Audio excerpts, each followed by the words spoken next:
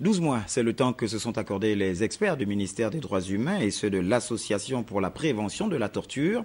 Une on va dire une feuille de route, on y arrive, a donc été mise sur pied. Elle permettra au Gabon notamment de s'arrimer à la donne internationale. Le compte-rendu de nos confrères de la presse des droits humains. Pendant 48 heures, les hommes de droit et de loi, ainsi que ceux de la société civile, ont échangé dans le but de mettre sur pied une feuille de route relative au renforcement de la prévention de la torture au Gabon. Le Gabon, signataire de plusieurs accords internationaux, s'engage à matérialiser sur toute l'étendue du territoire national la fin de la torture dans tous les lieux de détention. Je suis très content des 2 jours que nous venons de passer ensemble, simplement parce que j'aime le travail que nous avons fait ensemble.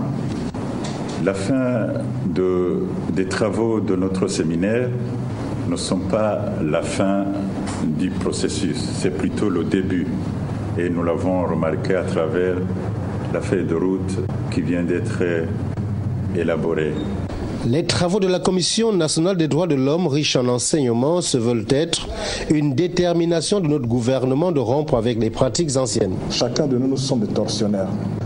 Et nous avons tendance à reproduire sur autrui ce que nous ne pouvons pas faire sur nous-mêmes tout seuls.